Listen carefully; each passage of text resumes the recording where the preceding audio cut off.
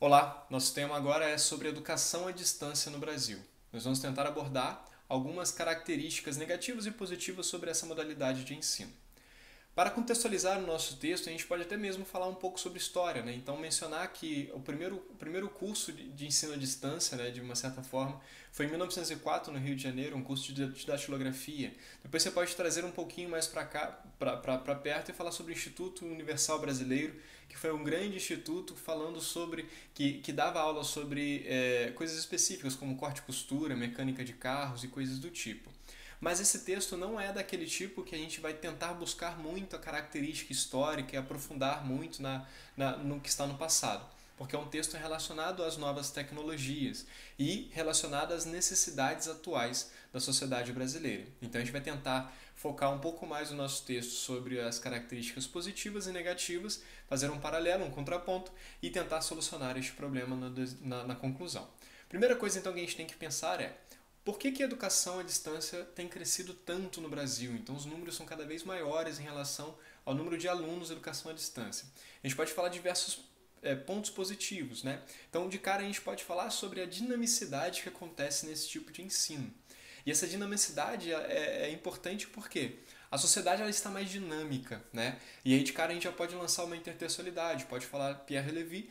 Em seu livro Cybercultura, ele falava sobre que não há mais distinção entre real e virtual. Então, quando a gente fala sobre EAD, o ensino à distância, educação à distância, essa noção de liberdade, de diferença entre real e virtual, fica muito claro, porque eu posso aprender alguma coisa, fazer um curso de alguma coisa enquanto eu estou fazendo outra coisa, ou até mesmo me dedicar somente a esta ação, mas com um pouco voltado para a questão mesmo tecnológica, né? Então, saber que o mundo hoje ele está muito conectado, está hiperconectado, como dizia o Pierre Levy. Então, a gente já pode colocar essa dinamicidade como algo positivo. Então, chama mais atenção do aluno esse tipo de atividade, pode chamar mais atenção. Outra situação que a gente pode falar é a ideia da democratização. A democratização do ensino é muito importante quando a gente fala sobre um país continental como o Brasil, né? Então eu consigo chegar com aulas de qualidade, com cursos de qualidade, com disciplinas de qualidade, de diversas formas, a diversas pessoas do país que não teriam acesso a essa qualidade por causa de uma questão de acesso físico mesmo, né? Então existe uma democratização em que todo mundo poderia aprender com o mesmo nível de ensino, né? Então a democratização e a dinamicidade são muito importantes. Outra coisa que seria importante também é o ritmo adaptado ao aluno, ou seja, o ensino seria voltado mesmo para como que o aluno quer aprender. Então ele teria liberdade para fazer o seu próprio horário, por exemplo, e conseguiria se adaptar o seu dia dentro dessa questão da aprendizagem, ensino-aprendizagem. Aí a gente pode colocar o Paulo Freire como intertextualidade, falando sobre como que a educação ela precisa ser emancipadora, ou seja, entender a realidade de cada aluno. Então, entender a realidade de cada aluno, às vezes, é exatamente isso. Saber qual é o ritmo que eu tenho que seguir para estudar. Se eu preciso voltar, se eu preciso assistir mais uma vez, se eu preciso assistir já fazer as atividades, já fazer provas e coisas do tipo. Então, essa capacidade emancipadora que a educação traz, a educação à distância ela pode aumentar, né, a característica emancipadora. Junto a isso, a ideia de flexibilidade, né? Então, o aluno ele não fica preso a horários rígidos, né? Não fica lá estudando de 7 a meio-dia, de 1 às 5, de 6 às 10 da noite. Ele sabe exatamente o horário que ele vai fazer, então ele consegue trabalhar a autonomia junto a essa flexibilidade, que é algo bastante importante quando a gente fala sobre a valorização do ensino na sociedade atual, né? Então, a educação ela acaba tendo mais importância para essas pessoas, né, que estão usando do EAD como forma de ensino, de estudo. Né?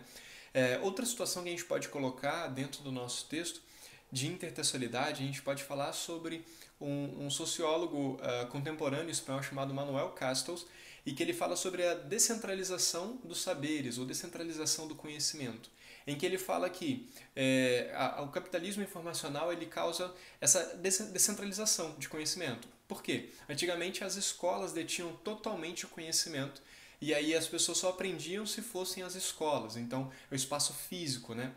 Então hoje ele fala sobre os saberes da contemporaneidade no sentido de que eu consigo aprender sem nem necessariamente ir à escola. Então quando a gente fala sobre o EAD, ele encaixa perfeitamente sobre essa descentralização do conhecimento, em que a pessoa trabalhando sua autonomia consegue buscar um aprofundamento maior dentro daquilo que ele está estudando de fato, trabalhando, né? Então a gente consegue entender essa ideia do Manuel Castells dentro da nossa sociedade atual e fazendo um paralelo sobre o uso do EAD, né? Que através do EAD, a adaptação das novas tecnologias, eu garanto a manutenção dessa descentralização e ao mesmo tempo eu consigo crescer quanto indivíduo em termos cognitivos, né? Em termos de desenvolvimento acadêmico, né? E isso seria bastante importante.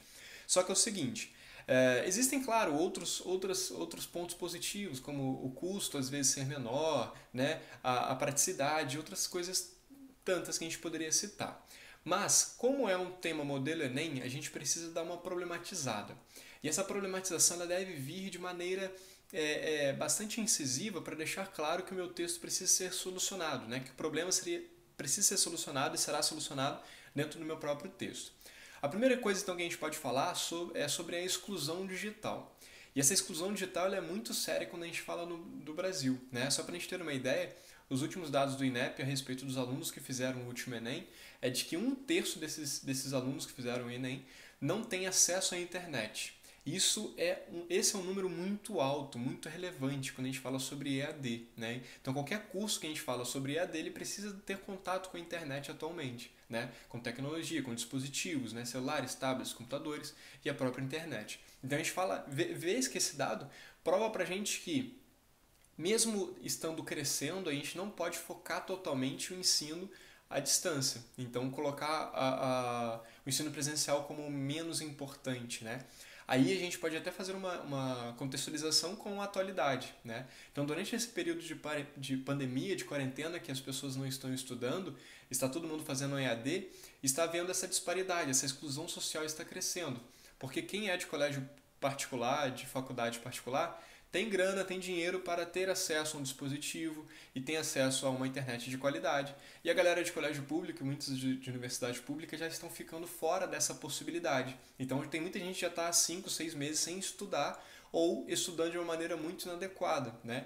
Então a gente pode colocar isso como um ponto que é extremamente negativo quando a gente fala sobre o Brasil, que é um país pobre que tem essa exclusão digital e exclusão social de todas as formas, né? E aí a gente pode citar também uma frase do Pierre Levy, que ele fala que toda nova tecnologia gera novos excluídos. Ou seja, sempre que a gente muda uma característica, um patamar dentro da sociedade, e esse patamar é tecnológico, segundo Pierre Levy, existem mais excluídos dentro dessa sociedade. E aí essa sociedade hiperconectada ela vai contra o princípio básico do ensino e aprendizagem, da educação por si só, que é igualar todo mundo a um princípio de cidadania, de educação básica para ingressar no mercado de trabalho de maneira equânime. E aí isso a gente não consegue seguir de acordo com o que nós conhecemos de país. Outra coisa também que a gente pode colocar é a falta de preparo, tanto dos professores, então a gente também está vendo dentro desse período de pandemia que nem todos os professores conseguem se adaptar muito bem a essa tecnologia e essa característica, mas a falta de preparo, sobretudo, dos alunos. Então, a gente pode, ao mesmo tempo que aborda autonomia e flexibilidade, essa autonomia e flexibilidade pode ser algo negativo, porque quando a gente fala sobre o aluno em formação ainda, ele pode perder um pouco a concentração, né? E esse excesso de liberdade pode até fazer mal para ele, no sentido de saber guiar-se de acordo com o que o EAD pede, né? Já que o EAD ele exige muita autonomia do aluno, e às vezes essa exigência de autonomia pode ser algo ruim para quem está aprendendo, né? E outra coisa também que pode ser importante quando a gente fala sobre EAD em ensino básico, ainda não existe esse EAD em ensino básico como padrão que é da universidade, por exemplo. Mas a perspectiva é que cresça ao ponto que as crianças possam fazer ensino fundamental e ensino médio à distância. Só que aí qual vai ser o problema dessa situação? A gente pode falar sobre a socialização, né? Já que a escola ela é muito importante para ensinar os princípios básicos ali da educação básica, né, no sentido de as matérias para ingressar no mercado de trabalho e tudo mais, para passar numa prova, coisa mecânica, fria da coisa. Mas a escola também é muito importante para a socialização que existe na nossa formação quanto indivíduo. Então, o EAD ele tira essa socialização, né? E aí nesse período a gente tem visto isso. Os alunos estão em casa estudando, eles acabam não se encontrando em grupos, e eu sei que essa formação está sendo prejudicada porque é preciso trocar com outros indivíduos da mesma faixa etária, por exemplo, e até mesmo com o professor mais proximamente, para que a pessoa evolua mesmo quanto indivíduo, quanto cidadão, quanto aluno e quanto tudo mais que ele pode ser, né? Então, um tema bastante interessante e que existem outros problemas. Tem também a questão do preço, então se o EAD dele ainda não é gratuito, né? São poucos os cursos à distância que são gratuitos no Brasil, então tem a questão também do acesso através da grana, do dinheiro e outras coisas tantas que a gente poderia colocar dentro do nosso texto. Mas é um tema simples, direto e que é bem possível que caia no Enem este ano ou em outros vestibulares, porque é algo que está todo mundo falando e todo mundo tem alguma opinião. A grande preocupação é tentar fazer uma intertextualidade interessante para tentar fugir ao senso comum e fazer uma boa intervenção. Dentro dessa característica da intervenção, a gente pode então pensar o que seria feito. Como a exclusão digital é um problema que praticamente é obrigatório falar, porque é o que está mais evidente dentro dessa questão, a gente pode falar sobre como o Ministério da Ciência e Tecnologia pode levar mais tecnologia mesmo, internet, para a sociedade. Então a gente pode fazer parcerias entre o Ministério com operadoras privadas para disponibilizar a internet gratuita para toda a população. Isso parece utópico, mas é bem comum em grandes países, em países desenvolvidos. Então a gente pode propor isso dentro da nossa intervenção, porque seria bastante viável. Junto a isso, a gente pode falar sobre a disponibilização da internet e também a disponibilização de dispositivos. Então o governo também deve trabalhar com o fornecimento desses dispositivos. Aí você pode colocar, por exemplo, a prefeitura, se for o ensino básico, o Estado, se for o ensino fundamental, né, a prefeitura, o Estado, se for o ensino médio, e a federação, se for a universidade. Então, você responsabiliza cada agente ali, dependendo da como que você colocou dentro do seu texto. E outra coisa também, quando a gente fala sobre o contato, né, sobre a forma como os alunos lidam com a educação à distância, também com os professores, a gente pode propor que o Ministério da Educação faça uma alfabetização virtual ou digital, né? Porque a gente sabe que muitos brasileiros são analfabetos digitais.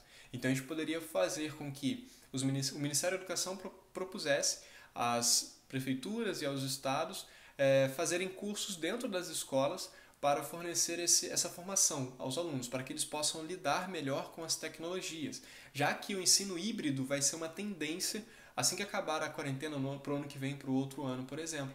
Porque muitas coisas positivas estão sendo usadas em relação à tecnologia, graças a essa necessidade de estar à distância, que vão ser utilizadas também quando voltar ao ensino prático, né? Real, físico. Então isso é muito importante. Então esses alunos eles precisam aprender a lidar com essas novas tecnologias para que essa situação não aconteça, né?